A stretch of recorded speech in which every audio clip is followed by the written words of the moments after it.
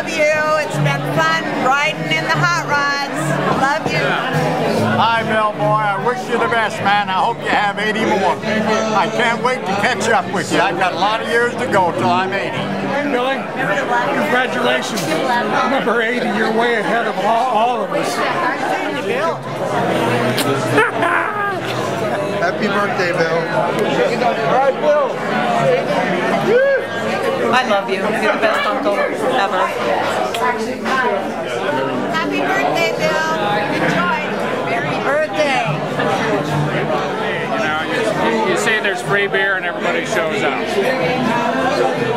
Anyway, one time Bill and I were headed on a tour. It was just Bill and I, and we got to Las Vegas. It was about 110 degrees, and I'm in my sedan with the air conditioning on, and Bill's in his Roadster. We got off the freeway too soon and went down the main drag in Las Vegas.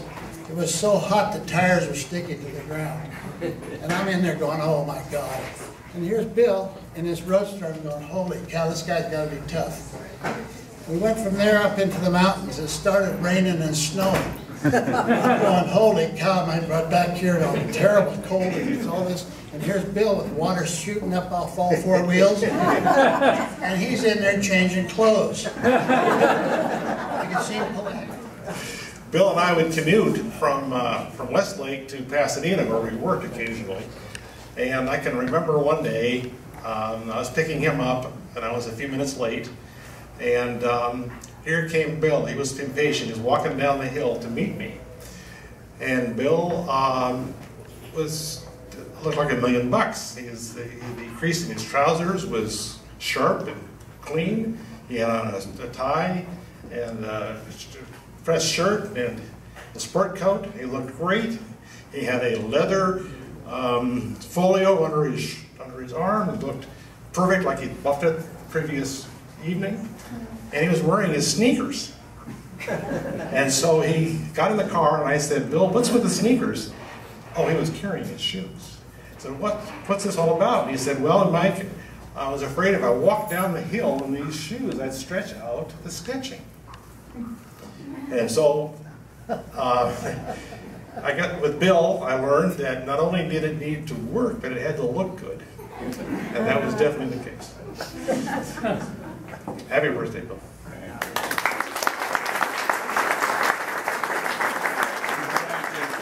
I do now.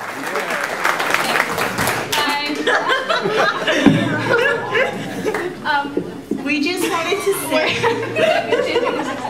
we're his grandkids. I'm Rio. I'm Ray. I'm Alex. We're his grandkids. And we just wanted to say how much we love our grandpa. And we're very proud of him.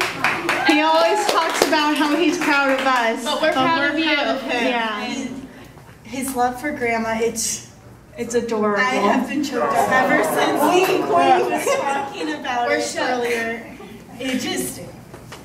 It's really something to look forward to, because we can't wait to have that one day what they have. And it's just amazing. And ever since I can remember, whenever I see Grandpa, he always comes out with his camera and tries to take pictures of everybody. And it just reminds me that he loves us all so much, and he's so proud of his family, and we're so proud of you, and we love you, and we're glad that you're a Grandpa. Oh. Yeah.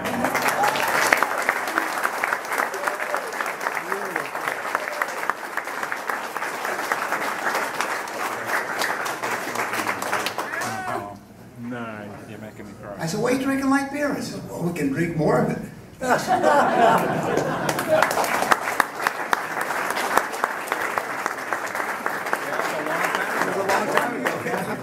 I'm going to save that paper. That's part of the present. What is it? The disposable travel toilet. Bill? We won't have to stop as often. Absolutely not. And I can get more. So everybody, so you don't have to just keep on driving. But Bill, I want to tell you something that that I think I didn't have the courage to tell you when we were windsurfing, and that is that I was always pretty scared out there because it's. But I always felt safe because I knew Bill was there, also out in the ocean. Okay. perhaps, you know, it's like having your dad out there. You feel safe. I think age-wise, it works out, right? Whatever. So thank you.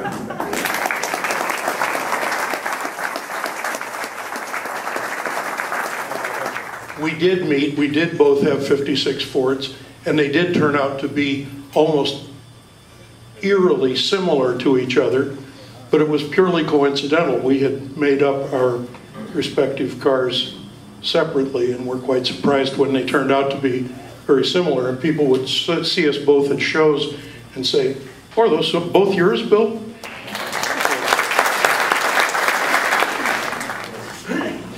Now, I'm one of the curmudgeons, and all of the curmudgeons know Mr. Story has a real problem with his gasket. Get up to the mic, man. Shut up. So, on second thought, we really don't want to hear that's it. I searched long and hard, found this Bueno Bitchin' genuine Japanese 32 gasket.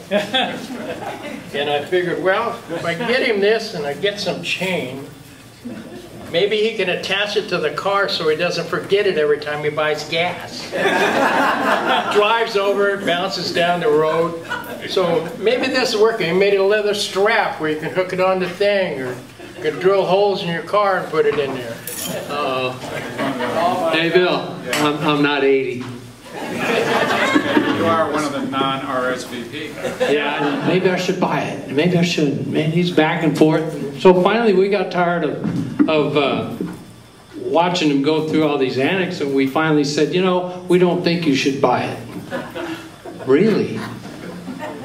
So he starts, well, hang on, Bill, can you give us the phone number? I think he bought it the next day. So we're partially responsible for getting him into this in a very small way. And I've never met anybody that got into it as deep and as quickly as Bill did. And he enjoys what he does, putting these trips on. I think we all owe a lot of gratitude to you for doing that, because most of us are too lazy and don't have the ability to do things like that. We would just sit at home. So thank you, happy birthday, and sorry I didn't have a Hawaiian shirt, but I know the invite said that, but is it only old, you know why. Only old guys wear those, right? I'm not 80. I want to thank Bill for having a profound effect on my life. I lived in Santa Monica, and I made myself a member of the Orange County group of guys, so I could go on the Reno race tour and that evolved into the Can-Am Curmudgeon tour. And Bill, you don't look a day over 70. He plans out these trips meticulously. He hands out, it's like a movie production, and he hands out a call sheet for every day. And don't forget, be gassed up and ready to go. Thanks, Bill. Here comes the true stories. True story. Okay, here we go. You know, Bill's big on RSVP. Someone said they were waiting for a better offer. That's why they didn't RSVP. But I think most of us that didn't RSVP wanted to make sure Bill was actually going to make it. So cleaning up, but you know, it's been great having you for neighbors. Couldn't have better ones. So thank you. Thank you. We get that a lot every time we happen to be walking together. And he says he's my dad. Yeah, well, you know. Just a couple of stories. The one that you might have a good chuckle about is we were coming home from the Long Beach swap meet together in his Roadster.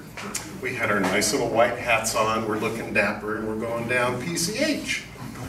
And so they directed traffic, oh, you must belong with these guys here. So we made a right turn over by the convention center, and lo and behold, it was the Gay Pride Parade. He's just like a brother. He really is a brother to me. Thank you.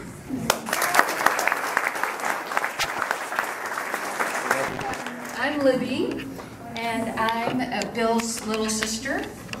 And I just wanted you to know that he's way, way, way, way, way older than I am. And he was kind of like my dad, sort of. I didn't mean that as a diss. Because my mom and I and my dad lived on the same street as Bill and Nancy and the boys, and on Brookline. And I have pictures of me when I was about 5, holding Bill, his oldest son, in my lap when he was about 1 year old. So Bill and Nancy would babysit me every once in a while, and they were my family down the street. And when I got into my kind of wild hippie days and my parents didn't know what to do, it was Bill, I don't know if you remember this, but they asked his advice about how am I gonna, you know, control our daughter here. And so Bill was kind of, like I said, kind of like my dad. And so I've always felt very comfortable talking to him, you know, when I needed to talk to somebody about something. And so I want you to know that I love you. And he just helped me out in so many ways that I just wanted to thank you and tell you I hope you live to 105.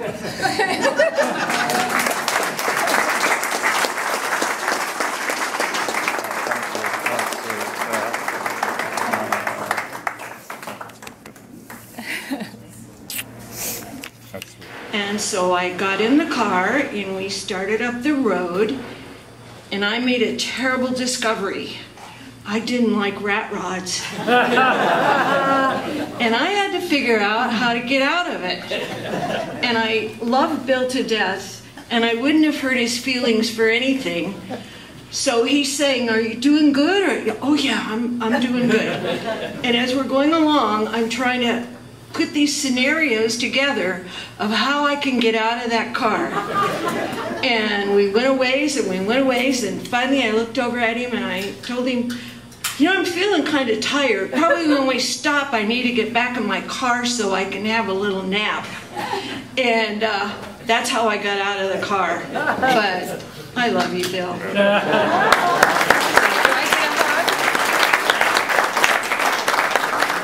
If you've ever seen Bill in the rain, and I believe one time up in Washington or Oregon, you had like 7 layers that had soaked through. And Bill, I wasn't going to get you a present.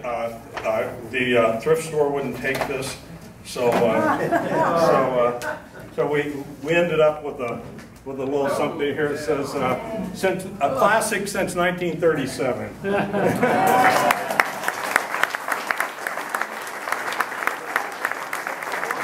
Younger brother, John. I do know, Bill, that you owe John Blue $20 because there's $80 on that tree. Hi, I'm Mary, and I just want to say I admire the hell out of my big brother, and he's the one that turned me on to all these gorgeous, beautiful cars, and loving every single minute of all these beautiful cars and all these beautiful people, and we thank you so much for coming. It's really fabulous. One last person I'd like to introduce. His name is Charlie. And Charlie is the epitome of a car guy. Unbelievable what he knows about cars. Scary. But anyway, so the legacy will live on, Bill. And we all just wish you the best and have a great birthday celebration. Hi, I'm Bill's nephew. Dan, yeah. I'm not good at public speaking, so this will be rough and short, but about 12 years ago when I first moved here, when Bill was a right young 78, sorry, 68. I've never really expressed this to anyone, but it's like been a big influence on my life. But I was talking with my dad about life and just said, you know, have you ever thought of having a party before you die where people can say, when you're still with us, what they might say at your funeral. We had a friend that did that. She found it was really amazing, the amount of people who showed up and the things that they really shared from their heart. And then about a year ago, Dad said, "Hey, let's do it. You know, when I turn 80, let's have that party, and I also want it to be a roast." And you said that. So we've been thinking about it for like a year, and I thought, wow, you know, who has more good information on him than two sons? And thinking about what we could do today, because he wanted to be somewhat embarrassed, how much do we embarrass and things like that, I thought, well, he could be king for a day, or at least king for an hour. So we made sure to go to Burger King and get a crown that he could wear while he stands up here while I talk.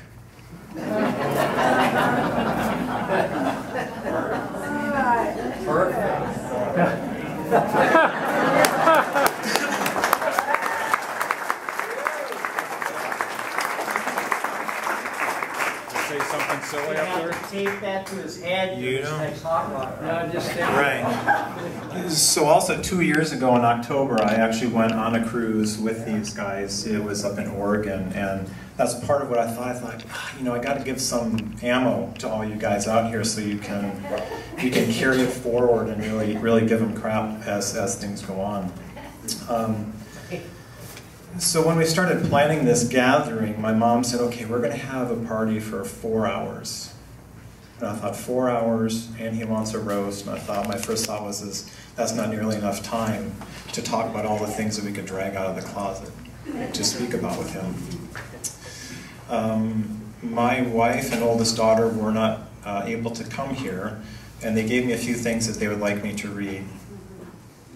My oldest daughter, Lily, wrote a haiku, which I'll try and get it right. So does everyone here know what a haiku is? No. It's like, so it's a short poem that's 5 syllables, then 7 syllables, then 5 syllables again. Japanese origin. So this is from Lily. Hot Rod Maniac, keeper of the family tree. Yup, that's my grandpa. Yay!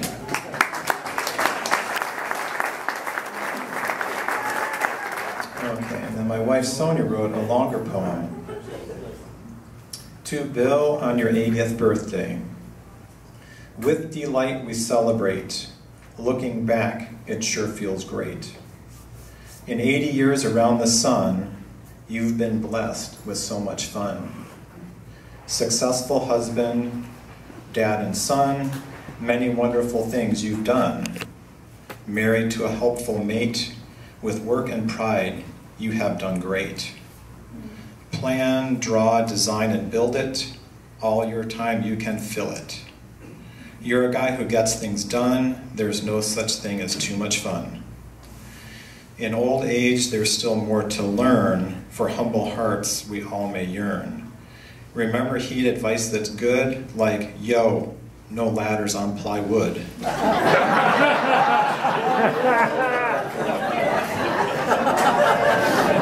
And he said, well, I did it a whole bunch of times before and I never fell down. Takes months. Yeah.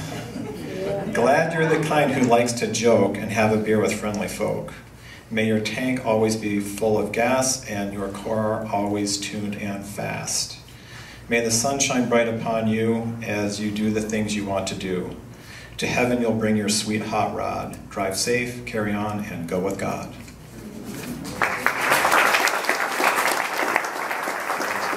I do want to say thanks, Mom. You've done a great job putting this all together. You've worked really hard.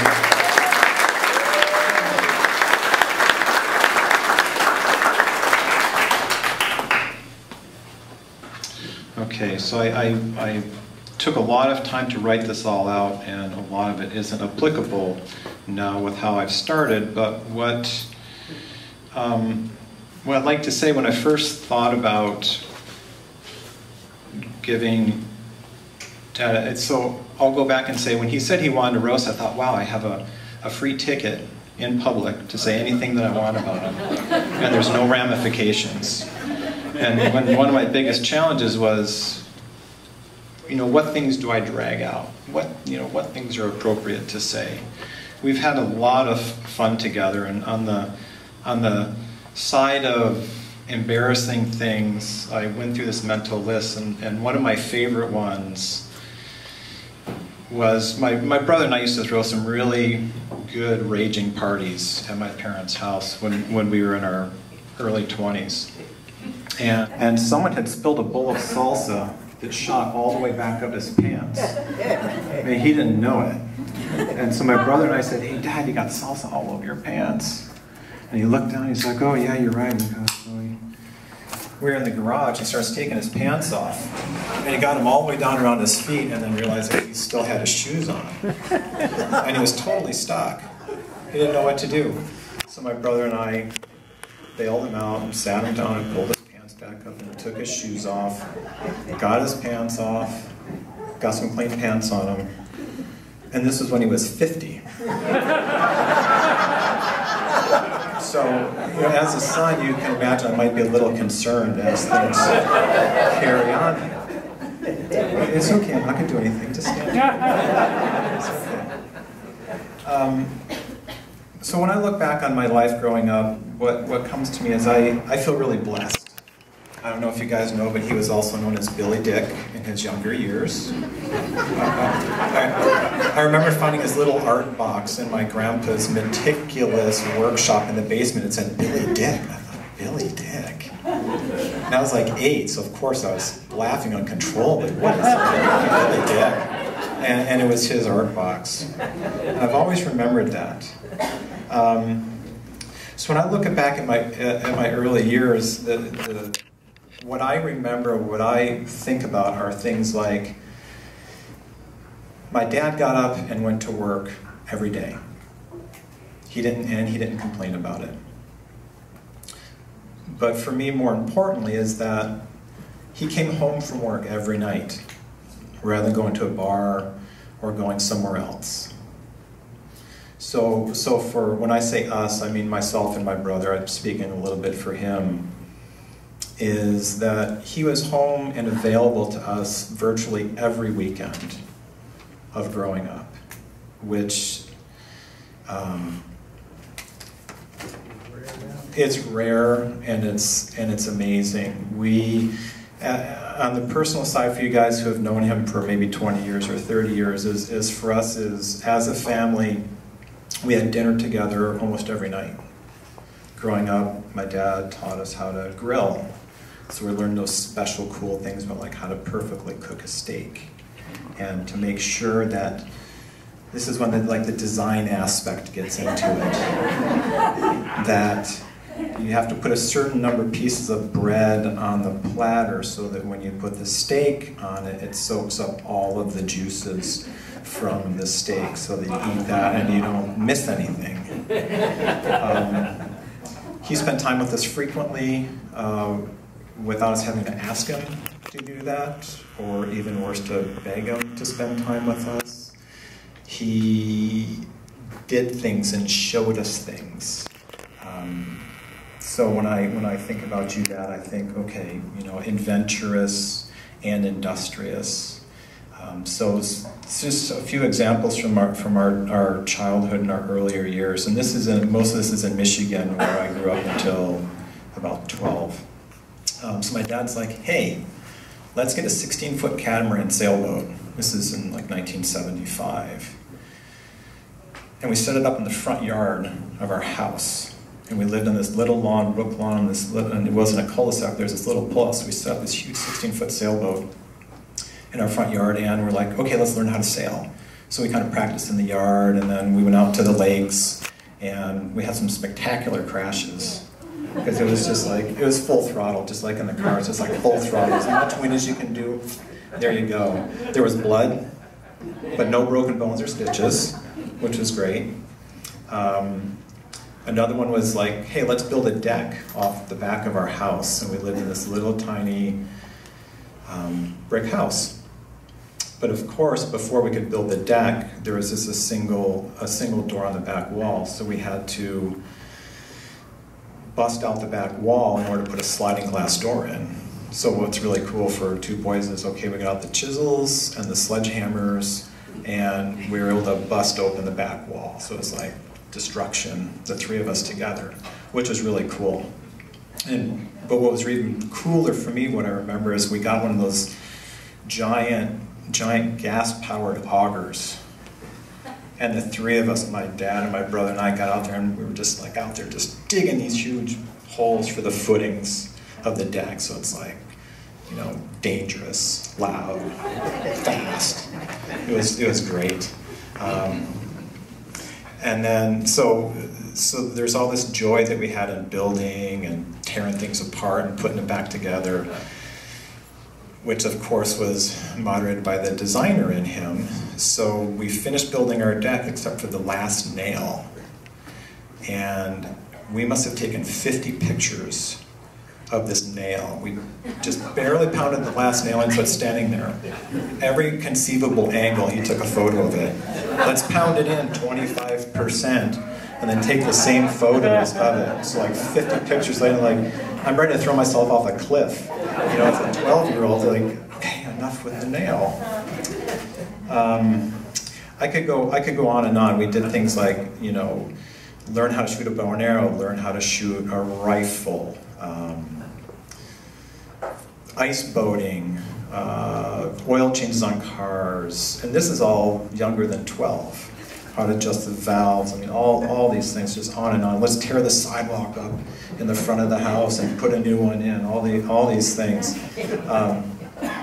One of my favorite ones, which looking back now at the stage I am in life, was as a Cub Scout.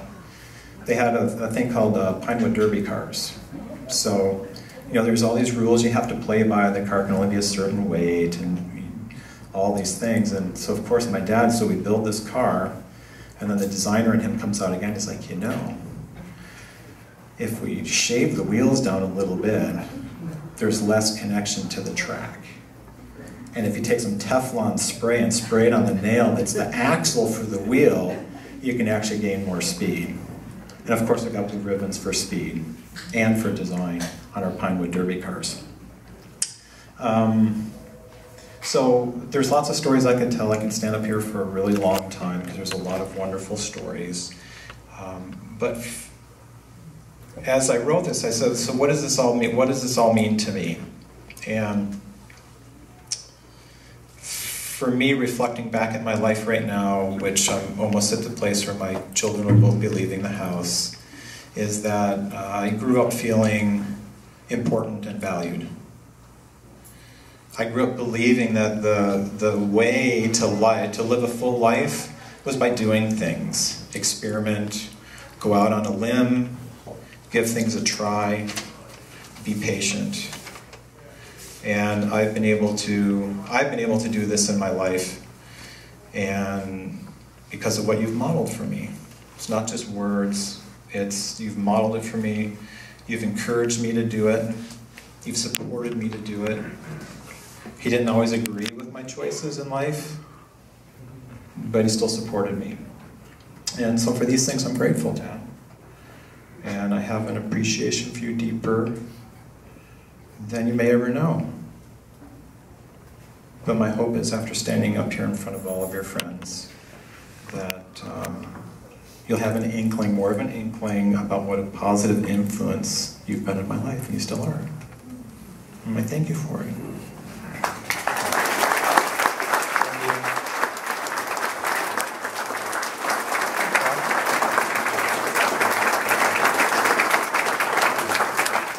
I can say that I'm extremely fortunate and thankful to have a relationship with you, Pops, for 54 years. Awesome. Really, really special. Rob's got an awesome memory. I could not pull any of that out from the past. Great job, Rob. A lot of thanks to everybody, and thanks to all of you for your travels to spend the time here to support Pops moving forward. You know, in any good relationship, there's a lot of good, but there's things you got to tolerate too. And there's been a couple there. I don't have any choice in my hair color. I've got a debatable relationship with beer, between passion and addiction. I can't finish anything. I'm always looking for the final solution. They just keep going and going and going. And I had the privilege of having my prostate checked on a regular basis much earlier in life than is typical. Nothing? Although it's a lot easier with my new urologist, Dr. Kim. So, Dad set so many good foundations as examples. And you've all covered it here. These are some of the words I wrote down. Embracing challenge, exploring, pursuing adventure, passion for learning, taking on challenge. The key to me that really set me on my way was an open parent relationship. I never felt I was in a position to not be able to come forward and communicate to Dad, or Mom for that matter. There were never barriers. There might have been some repercussions, but there was never a wall there, and that set me on the course. And what falls into that is trust and faith and support. And I think that I'm in a position to do whatever I want to do or take on any challenge I can because of that, because those values were instilled in me. And as Rob mentioned, it's a time of reflection as our families move on and we look back, and it wasn't through verbal communication, it wasn't about lessons learned through discussions, it was about setting an example. Absolutely. We were able to live these things and learn these things by example. And what a great way to be able to do that. And a lot of that's been covered in a lot of the examples out there. I'll bring the air races to the party, because that was my big deal with Pops, is kicking off the air races. That was very, very special. Another really neat thing is a balance between objective and emotional. And doesn't he do a great job with that? He can bring both to the table very, very easily. And that's helped me bridge that gap to have balance in my life with myself and with my family. Now I look back and I've learned all these lessons, and my responsibility now is to be able to take those lessons and move ahead, those lessons that you've taught me, Pops, and impress them upon myself and my family to move ahead and share those same lessons with them. And that's going to be the legacy as I move forward, to take those things with me and make sure that I pass them along to my family as well. So I want to wish you a happy 80th. I love you very much. I'm looking forward to more adventure and action. But happy birthday.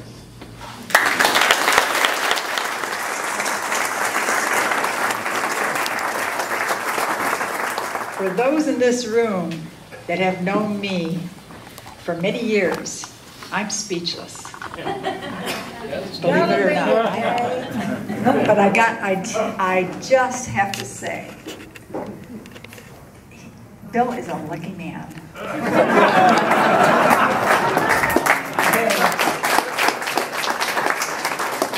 And that has nothing to do with me.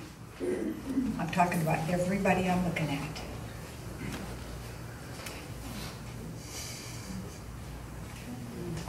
Aww. And I don't want to get emotional. We're past that. Too late. Yeah. Too late. I'm trying. But anyway, he is a rare bird. And 56 years of marriage. Marriage is not easy. And if you 78, and in 2 years, I'm not doing this. I'm just going to get on a plane and go to Hawaii. But this is incredible. I mean it. There are so many walks of life in this room and personalities. I am impressed and very thankful that we are as good as we are, he and I personally, in health, in love, in friendship, and that he has had such an impression, an effect on all you guys and ladies here, and young guys and girls. This is really great. And I thank all of you for taking the time and coming here. And this is his party, not mine, but like him, I am truly so thankful for our family members, our friends, and I want to thank Janice and Natalie for making this possible. I've been down for 3 weeks with shingles, and they came to my rescue. And that's just a precious thing. And everybody here, where we have 50 years or more of friendship with many of these people, like John Blue and Mike and Arlene. We were neighbors in Detroit, and then they came here, we came here, they went back, we went back, we came back.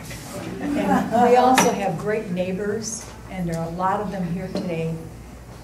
And if we don't see you often or talk with you often, we care about you. Just know that. And we're there for any of you that need us, and we know you're there for us. And that is a blessing. So thanks to the Story family up in Northern California for hauling down here, and Arlene and Mike coming in from Los Gatos, and those are kids that came from Texas and Washington State. The love is deep. Bill and I are blessed with the energy and the care for all of you and for all of our members of the family. So thanks for coming, okay?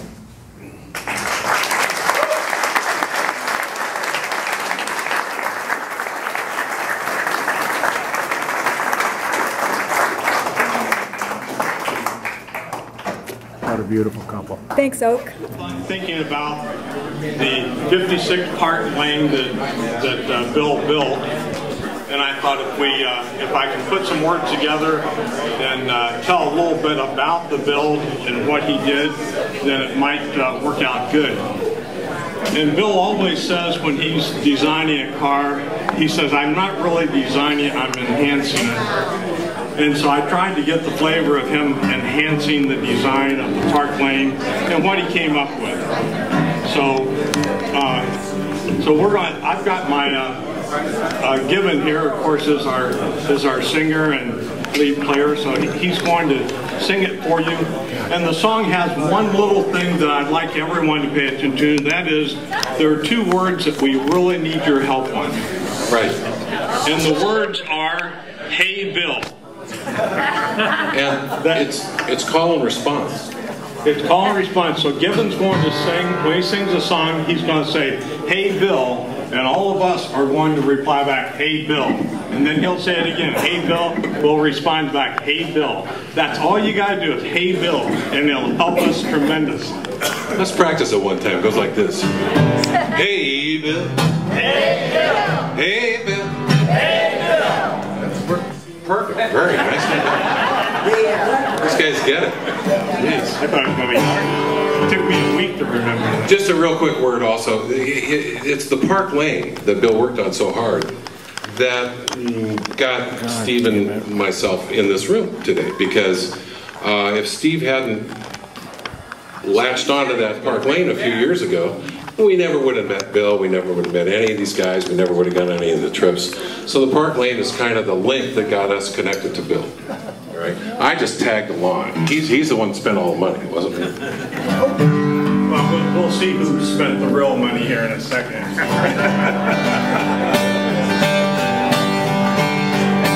Now we know Bill's a designing man and he loves to make things right. A few years back he tackled the job, much to his delight. Well, he told over which car to build, and all at once the choice was plain. Yeah, Bill was a happy man when he brought home that Park Lane. Hey, Bill. Hey, Bill. Hey, Bill. Hey, Bill. He built the perfect car, and it's cruising with us still. Hey, Bill. Hey, Bill. Hey, Bill. Hey, Bill. Curmudgeons all agree, your vision's still true. Now Bill had big ideas with some money in his hand. He was was going to make it special. His ideas were getting grand. Would he French and shave some metal? Would he enhance or redesign?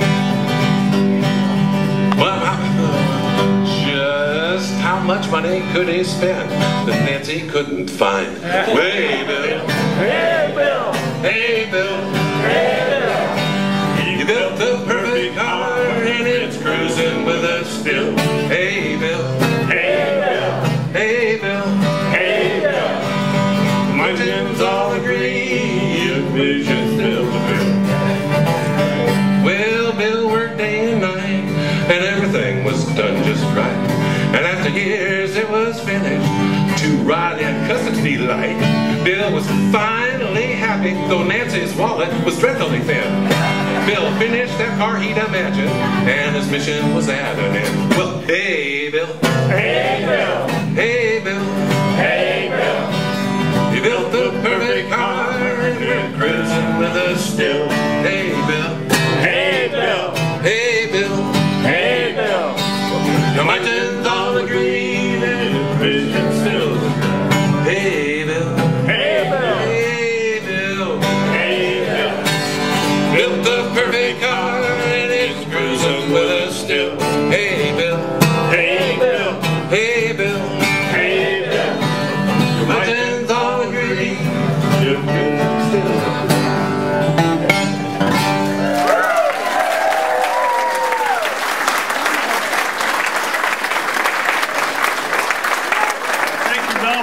Happy birthday, Jim.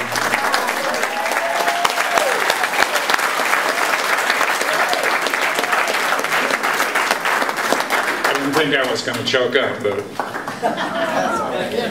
And with her tolerance and support, encouragement, and all that, she raised two spectacular boys, Bill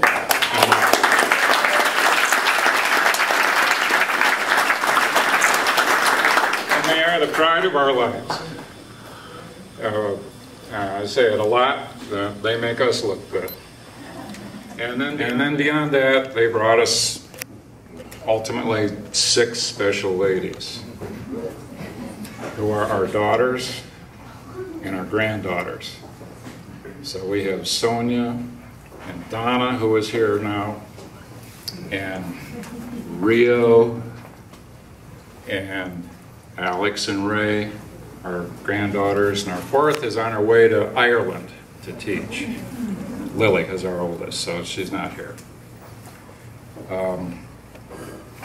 That is what makes 80 years so much worthwhile, and having friends like I have here. And you know what a stickler I am on RSVPs and everything too. So.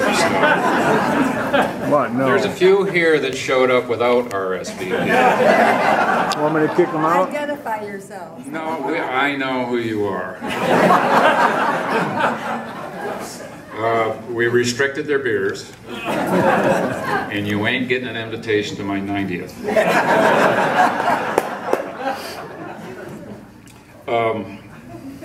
Also, 80 is a big deal, and it's been a big deal to me. But I find that almost every time I start bragging about it, somebody will say, well, shit, I'm 82, so what's the big deal? She said, you know, beyond relatives, they're good friends. And everybody wanted to jump in and participate in this deal, and we're just thrilled. So thanks, everybody, for coming. And I'm going to shut down the microphone so nobody else can take it.